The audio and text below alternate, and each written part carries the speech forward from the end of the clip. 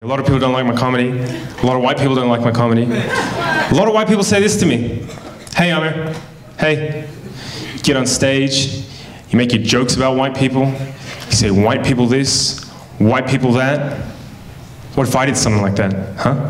What if I got on stage and I said, yeah, black people are like this, Muslims are like that.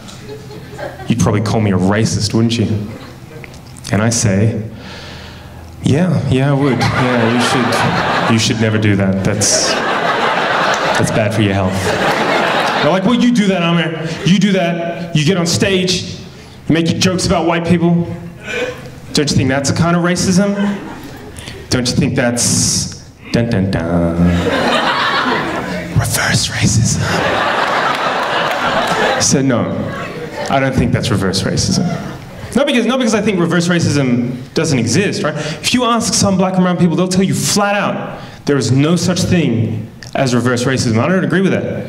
I think there is such a thing as reverse racism. And I could be a reverse racist if I wanted to. All I would need would be a time machine, right? And what I'd do is I'd get in my time machine, I'd go back in time to before Europe colonized the world, right?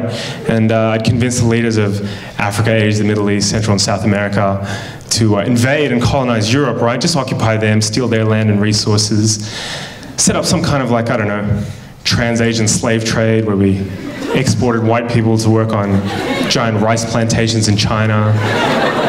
Just ruin Europe over the course of a couple of centuries so all their descendants would want to migrate out and live in the places where black and brown people come from. But of course, in that time, I'd make sure I set up systems that privilege black and brown people at every conceivable social, political, and economic opportunity. The white people would never have any hope of real self-determination.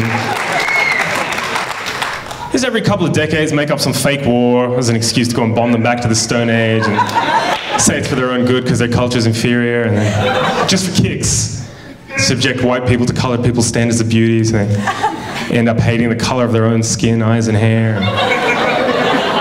If, after hundreds and hundreds and hundreds of years of that, I got on stage at a comedy show and said, hey, what's the deal with white people?